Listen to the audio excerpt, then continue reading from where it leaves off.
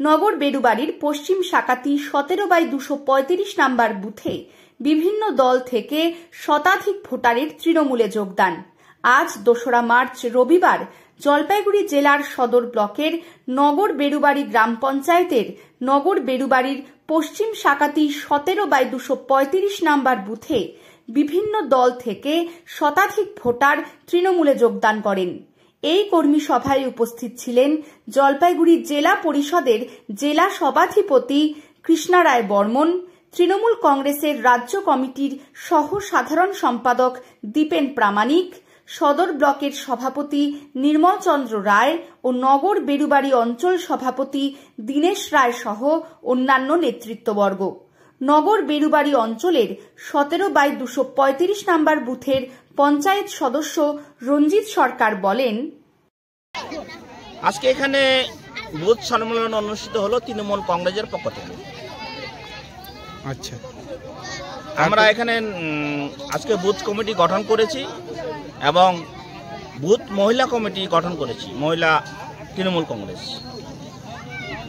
এবং পাশাপাশি বিভিন্ন দল থেকে আজকে শতাধিক লোক আমাদের তৃণমূল কংগ্রেসে মমতা ব্যানার্জির উন্নয়নের পাশে যোগদান করেছে।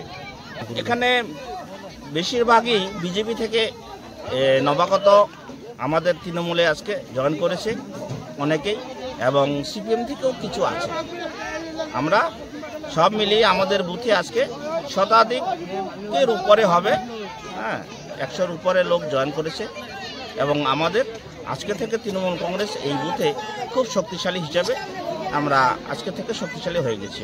আমি বলেছি, কারণ কি আপনারা অন্য দলের থেকে আসছেন, বিজেপি থেকে আসছেন, সিপিএম থেকে কেন আসছেন? বলছে না, মামাটি মানুষের সরকার পশ্চিমবাংলায় যে দীর্ঘ 15 বছর থেকে সরকার চলছে, মানুষের পাশে মমতা ব্যানার্জি সর্বক্ষণ আছে, এত উন্নয়ন, যার ফলে বিজেপি মোদী সরকার অনেক কথা দেয়, ওরা কথা রাখে না। মমতা ব্যানার্জি যে কথাটা উনি বলেন তার প্রতিটা কথা অক্ষরে অক্ষরে পালন করেন।